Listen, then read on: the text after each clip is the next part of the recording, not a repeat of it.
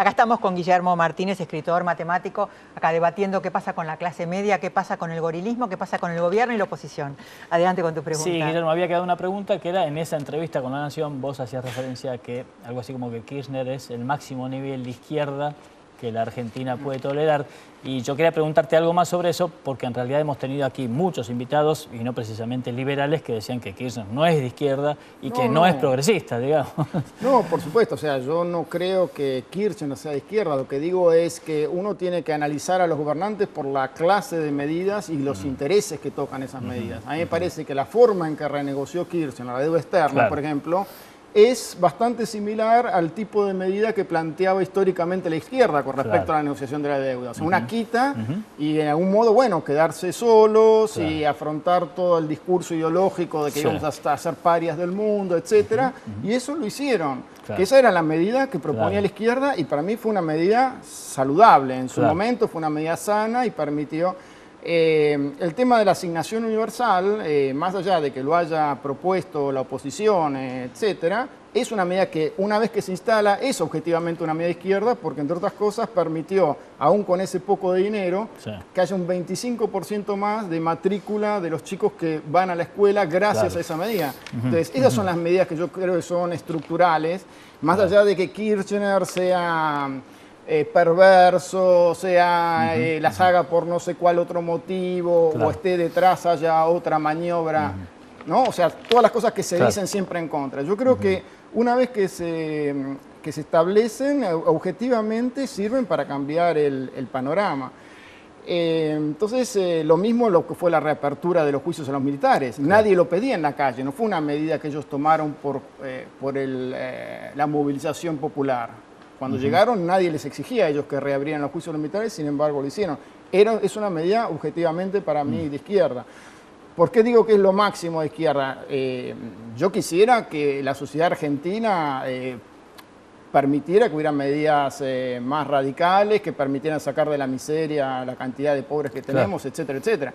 Pero ya se vio con la discusión de la resolución 125 lo que cuesta realmente avanzar sobre la renta de los que más tienen, cobrar impuestos, etcétera. Y si bien, por ejemplo, el discurso de Pino Solanas está más a la izquierda, y está muy bien que así sea, las propuestas que él tiene, etcétera, veo en esa clase de construcciones que son un tanto puramente electorales, es decir, no veo que estén por detrás los factores de poder que sí tiene el kirchnerismo para hacer que las medidas realmente después se puedan instrumentar, se mantengan, se sostengan. Entonces, lo de Pino Solanas, por ahora, por lo menos, me parece que es una construcción más bien electoral y, bueno, y para hacer los cambios de fondo que necesita el país, bueno, hay que tener algunos de los resortes del poder, ¿no? Una reflexión. Le hice una nota a Franco Macri ayer para La Nación, para la revista La Nación. Muy interesante. Y él dice que desde hace mucho tiempo no había un proyecto de país. Exactamente. Esto por un lado. Y cuando critican al gobierno por las formas, ¿vos crees que son las formas y crees que tiene un proyecto de país? Y que lo apoya Franco Macri, ¿no? Bueno, algunas formas son importantes. O sea, por eso yo no me siento afín al oficialismo, porque hay muchas de las cuestiones que permanecen de las viejas prácticas políticas que para mí no son negociables. O sea, los escándalos de corrupción, en fin, el punterismo político y una cantidad de cuestiones... y además, justamente, el hecho de que, por ejemplo, ahora se vuelva a coquetear con el fondo, a mí me pone nervioso, que de nuevo vuelva el discurso de que tenemos que honrar las deudas, etcétera, etcétera. Yo prefiero la situación anterior. Entonces, justamente, este también es un gobierno oscilante. Es justo por lo mismo que decíamos, no es un gobierno de corte absolutamente popular y decidido a avanzar. Es un gobierno que puede avanzar hasta ciertos puntos. Por eso digo lo de la máxima izquierda. La clase media es muy importante. La clase media no quiere que se avance demasiado en algunas medidas.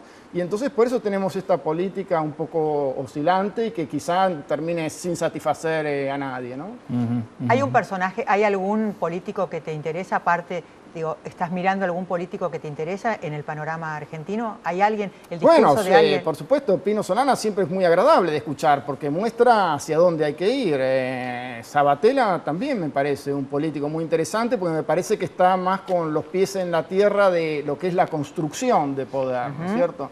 O sea, acá siempre está la misma cuestión. Una cosa es el programa y otra cosa es la fuerza política con la que se cuenta para hacer tal o cual medida, ¿no?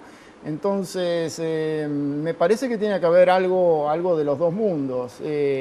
Ahora, y dentro del gobierno a mí me gusta mucho Agustín Rossi. Me parece que Agustín Rossi es una persona muy razonable, me gusta la forma en que argumenta, por supuesto también Filmus.